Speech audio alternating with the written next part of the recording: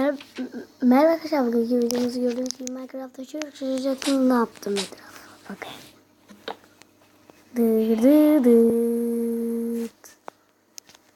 Abi sen bunu yapman haftalar almış. Yok abi bakın. Size bir şey açayım. Bu şeyi elinize aldım ya.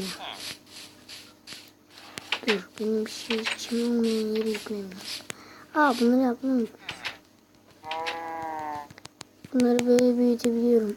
Fakat size bir şey göstereceğim için bu alanı büyütmem gerekiyor.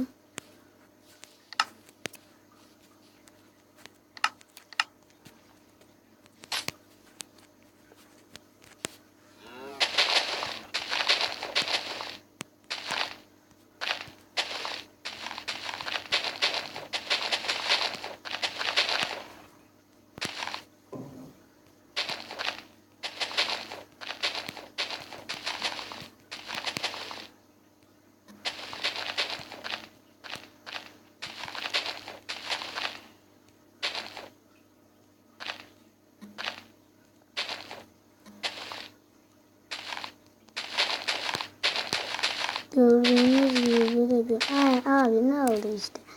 Göreceksiniz. Bakın böyle koydum, bakın böyle şeyler oluyor. Ve ben böyle yapıyorum.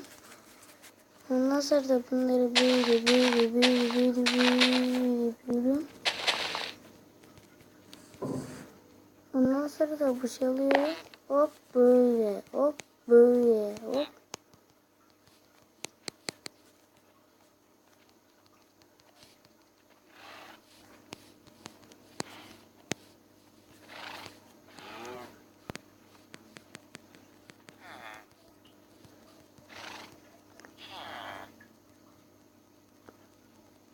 Gördüğünüz gibi böyle.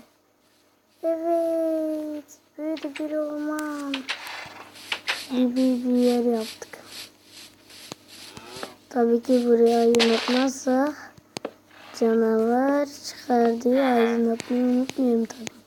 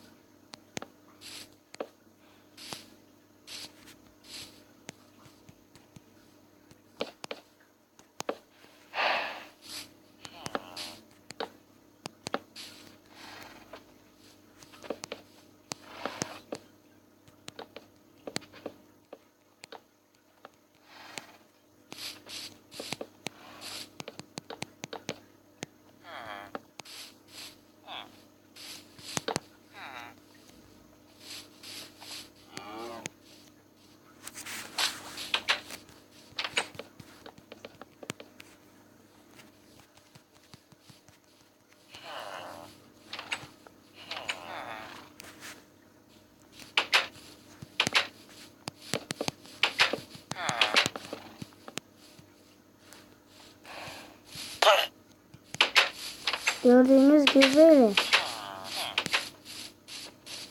Her yeri orman yaptım. Bu videoyu yükleyeceğim tabii ki. Bana bugün bu kadar